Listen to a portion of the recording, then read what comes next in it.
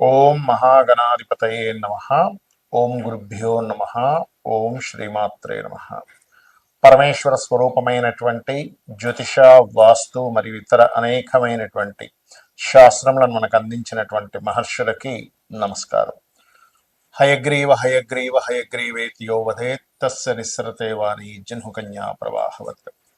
అరుణాం కరుణాతరంగితాక్షీం ధృతపాశాంకుశపుష్పబాణచాపాం అనిమాదిభిరావృతాం మయూఖైః అహమిత్యేవ విభావయే భవానీ.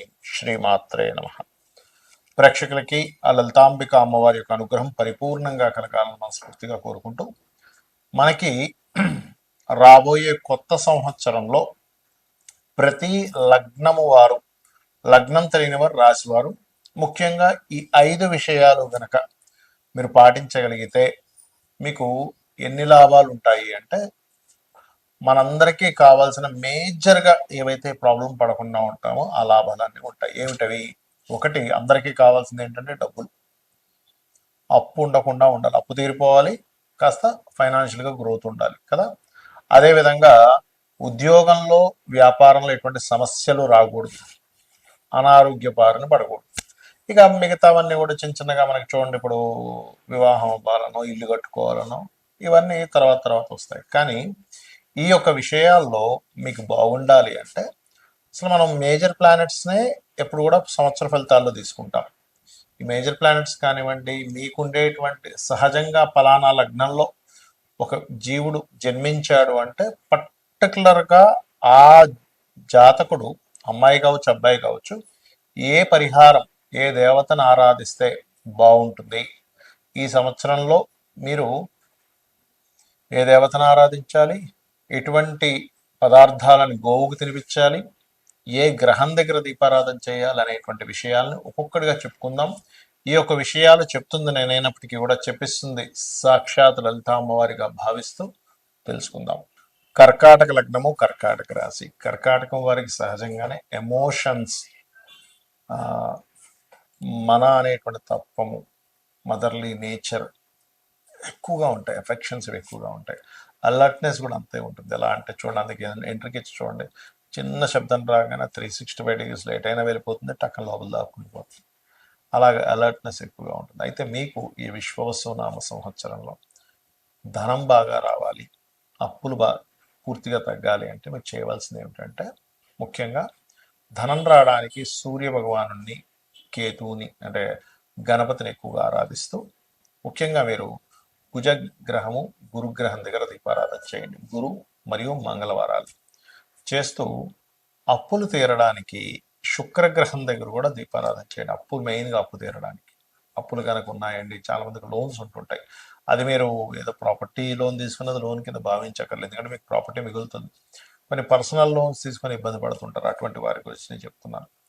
అలాగే ఇక్కడ ఉద్యోగ సంబంధించిన విషయంలో సర్వసాధారణంగానే ఈ సంవత్సరం మొదట్లో కొంత కుజుడు లగ్నంలో ఉన్నందుకు కొంచెం స్ట్రెస్ ఉంటుంది. కాబట్టి స్కందుణ్ణి లేదా నరసింహస్వామి ఆరాధన మీకు ఉద్యోగ సంబంధించిన విషయంలో ఇబ్బంది లేకుండా చేస్తుంది. అయితే ఇక్కడ కర్కాటక లగ్నం వారు ముఖ్యంగా వ్యాపారస్తులు, మీ యొక్క వ్యాపారం బాగా సాగాలి, వ్యాపార సంబంధంగా మీకు చాలా బాగుండాలి అంటే మీరు చేయవలసింది ఏమిటంటే, ప్రధానంగా మీరు ఇక్కడ శని యొక్క బలము, శుక్రుడి యొక్క బలం ఎలా ఉందో చూసుకోవాలి. ఎప్పుడు కర్కాటకం వారు వ్యాపార విషయం సహజంగా అయితే బుధుడే అందరికీ కూడా, కాకపోతే ఈ 2 గ్రహాల యొక్క స్థితిగతులు ఎలా ఉన్నాయి అనేటువంటి చెక్ చేసుకోకుండా వ్యాపారంలో దిగకూడదు. ఆ రకంగా చూసుకున్నట్లయితే మీ యొక్క వ్యాపారాలు ఇంకా ముందుకు బాగా సాగాలి అంటే ముఖ్యంగా శుక్ర శని గ్రహాల దగ్గర దీపారాధన మరియు ఓం ఇంద్రగోప పరిక్షిప్త స్మరతూనా భజంగికాయై నమః అనే నామస్మరణ చేయండి. అన్ని విధాలా మీకు బాగుంటుంది. అయితే చాలా మందికి జాతకాలు ఉండవు, డేట్ ఆఫ్ బర్త్ రాయరు వాళ్ళ పెద్దవాళ్ళు, లేకపోతే డేట్ ఆఫ్ బర్త్ రాస్తే టైం రాయరు, దాని వల్ల లగ్నం తెలీదు. అలాంటి వారు చాలా మంది నన్ను అడుగుతున్నారు, ఏమండి మాకు మరి జాతకం రాయలేదు, ఒకప్పుడు మా రాశి ఏంటో, లగ్నం ఏంటో, ఏ మహాదశ నడుస్తుందో మేము ఏం చేసుకోవాలో తెలియట్లేదు అని అన్నప్పుడు ఒకటే గుర్తుపెట్టుకోండి, చిన్న టెక్నిక్ చెప్తాను ఈ వీడియోలో మీకు. వారం మొత్తంలో ఏ వారం మీకు బాగుంటుందో చూసుకోండి. వారం మొత్తంలో ఏ నక్షత్రాలు మీకు బాగుంటున్నాయో చూసుకోండి. అంటే ఏ నక్షత్రం రోజు మీకు బాగా కలిసి వస్తుంది. అది రవి నక్షత్రాల, చంద్ర నక్షత్రాల, కుజ నక్షత్రాల, శని నక్షత్రాలు ఇలా ఉంటాయి. లేదా వారం అయితే మీకు ఈజీగా ఉంటుంది, నక్షత్రాలు అంత మీకు తెలియదు కాబట్టి. చూసుకొని ఆ రంగాల్లో మీరు డెవలప్మెంట్ కోసం ప్రయత్నం చేయండి. అది ఎలాగా అంటే, ఇప్పుడు ఆదివారాలు బాగుంటుంది అనుకోండి ఉదాహరణకి. అంటే మీరు మెడికల్ రిలేటెడ్ సంబంధించిన వాటిలో వెళ్తే మీ లైఫ్ బాగుంటుంది అని అర్థం. దీనికి మీకు జాతకం తెలియాల్సిన అవసరం కూడా, ఎందుకంటే మీకు సూర్య భగవానుడు బాగుంటేనే ఆదివారాలు బాగుంటాయి. లేదా 1వ తేదీ, 19వ తేదీ, లేకపోతే మనకి చూడండి 10వ తేదీ, ఈ తేదీల్లో కూడా బాగుంటుంటుంది. అంటే దాని అర్థం మీకు తెలియకపోయిన జాతకం మీకు ఎక్కడో రవి బాగున్నాడు. అంటే మెడికల్ రిలేటెడ్, ఆరోగ్యానికి సంబంధించిన, గవర్నమెంట్ రిలేటెడ్ ఇట్లాంటి వాటిల్లో మీరు ప్రయత్నం చేయొచ్చు. చంద్రుడు కూడా గవర్నమెంట్ రిలేటెడ్ చేయొచ్చు. కాకపోతే చంద్రుడి దగ్గరికి వచ్చేసరికి చంద్రుడు బాగున్నాడు అనుకోండి, మీకు సోమవారం బాగుంటుంది. అలాంటప్పుడు మీరు ఫుడ్ రిలేటెడ్ చేసుకోవచ్చు. సోమవారాలు అస్సలు నాకు కలిసి రావట్లేదండి అనుకునేటువంటి వారు ఫుడ్ జోలికి అసలు వెళ్ళకూడదు. ఫుడ్ సంబంధించిన పెట్టుతున్నారంటే ఇబ్బంది పడుతూనే ఉంటారు. అలాగే మరొక విషయం ఏంటంటే, ఇక్కడ ఈ యొక్క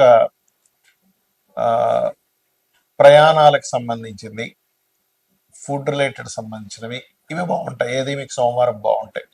లేదా 2వ తేదీ, మీ 2 వచ్చేది ఏదైనా 2, 11, 20, 29 ఇవన్నీ అంటే 2 అంకె వచ్చే రోజులు మీకు బాగుందంటే చంద్రుడు బాగున్నాడు అర్థం మీ జన్మ జాతకంలో. మరి దీనికి మనం రత్నం పెట్టుకోవడానికి కూడా ఆపాదించవచ్చా అంటే కొంతవరకు ఓకే, కానీ రత్నం ఎప్పుడైనా ఎవరైనా పెట్టుకోవాలంటే ఖచ్చితంగా మీరు మీ యొక్క డేట్ ఆఫ్ బర్త్ ఉండాలి, టైం ఉండాలి, మీకు ఏ గ్రహం బలంగా ఉందో చూసుకోవాలి. దీనివల్ల కొంత రిజల్ట్ తెలుసుకోవచ్చు, బట్ అక్యురేట్గా అంటే అది చూసుకోవాలి. అలాగే దేవతారాధన కావచ్చు, రెమెడీస్ కావచ్చు, మీ పర్సనల్ చార్ట్ ఉండాలి. బట్ మీకు దీనికోసం చెప్తున్నా. అదేవిధంగా మీకు ఒకవేళ మంగళవారాలు బాగున్నాయి, ల్యాండ్స్ బిజినెస్ చేయొచ్చు. బుధవారాలు మా బాగా అనిపిస్తుందండి అన్నప్పుడు మీడియేటింగ్ చేసే ఏమైనా చేయొచ్చు. బ్రోకరైజేషన్, మీడియేటింగ్ చేస్తుంటారు అట్లాంటివి.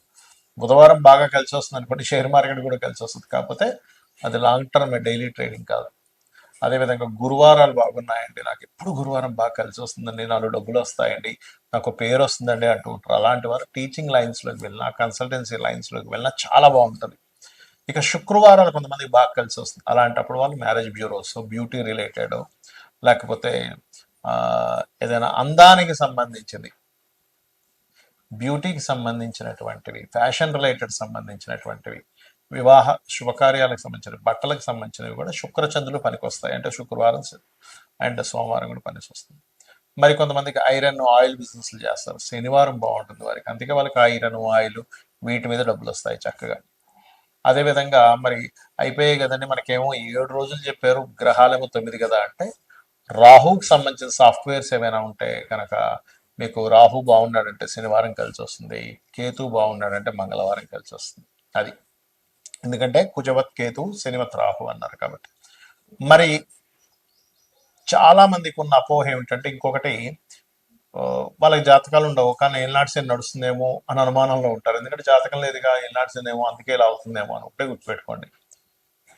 ఏళ్ళనాటి శని అనే కాన్సెప్ట్ ఎప్పుడు కూడా మిమ్మల్ని స్లో అవుతాయి పనులు, అంతేగాని మీ విజయానికి ఇక్కడ ఆపడు. నేను ఈ విషయంలో 10 ఏళ్ళ నుంచి చెప్తున్న ఉదాహరణ, స్వర్గీయ ఎన్టీ రామారావు గారి విషయంలో కావచ్చు, మన జగన్ గెలిచినప్పుడు కావచ్చు, గత 5 years బ్యాక్ చంద్రబాబు నాయుడు గారు గెలిచినప్పుడు కావచ్చు, అదేవిధంగా మోడీ గారు, పిఎం మోడీ గారు ఏళ్ళనాటి శనిలోనే ఆయన పిఎంగా కూడా కొనసాగుతూ వచ్చారు. ఇప్పుడు 3rd term కూడా అర్ధాష్టమి శనిలో అని చెప్తూ వస్తున్నారు. కాబట్టి ఫస్ట్ మీ మైండ్లో నుంచి ఆ నెగిటివ్ థాట్ తీసేసేయండి. ఎప్పుడు కూడా మన థాట్సే మన జీవితం, గుర్తుపెట్టుకోండి. పాజిటివ్గా ఉండడం, ఏళ్ళనాటి శని నాకు అన్ని ఇస్తాడు, పెళ్ళి ఇస్తుంది, ఉద్యోగం ఇస్తుంది, ధనాన్ని ఇస్తుంది, కానీ స్లో మనకు ఒక పాఠాన్ని నేర్పిస్తూ ఉంటాడనే విషయాన్ని మీరు అర్థం చేసుకోండి. అలాగే మరొక విషయం ఏంటంటే, ఇక్కడ మీరు అందరికీ ఏళ్ళనాటి శని, అర్ధాష్టమి శని, అష్టమి శని ఇబ్బంది పెట్టాలని కూడా రూల్ లేదు. మీ కర్మ మీ యొక్క మహాదశ అంతర్దశని బట్టి ఉంటుంది. ఇవేమీ కాదు, నాకు అసలు ధనయోగాలే లేవు, ధన సంబంధమైనటువంటి విషయాలు నేను బాగా కలిసి రావాలనుకుంటున్నాను, ఏం చేయాలంటే యంత్రాలు ఉంటాయి దానికి. అంటే లక్ష్మీదేవికి సంబంధించిన ఒక యంత్రం పెట్టుకొని నిత్యము దానికి సంబంధించినట్టు కొన్ని విధి విధానాల్లో కనుక ఆ యంత్రానికి శక్తిని చేకూర్చి కనుక చేయగలిగితే కూడా మీకు మీ కర్మలో, మీకు పూర్వజన్మలో చేసుకున్నటువంటి కర్మలో లేకపోయినా ఇప్పుడు చేసేటువంటి ధార్మికంగా, ఇప్పుడు మీరు భక్తి శ్రద్ధలతో చేసేటువంటి పూజాది కార్యక్రమాల వల్ల కూడా అమ్మవారు అనుగ్రహిస్తుంది. లేదా మీకు అంత స్తోమత లేదు యంత్రం తయారు చేయించుకోవడం, దానికి చాలా కాస్ట్ అవుతుంది కాబట్టి అంత నాకు స్తోమత లేదు అనుకునేటువంటి వారు సింపుల్గా కూడా చేయొచ్చు. అలాగా ఓం సంపత్కరీ సమారూఢ సింధుర వ్రత సేవితాయ నమః అని చేసుకోండి, అన్ని విధాలా మీకు బాగుంటుంది.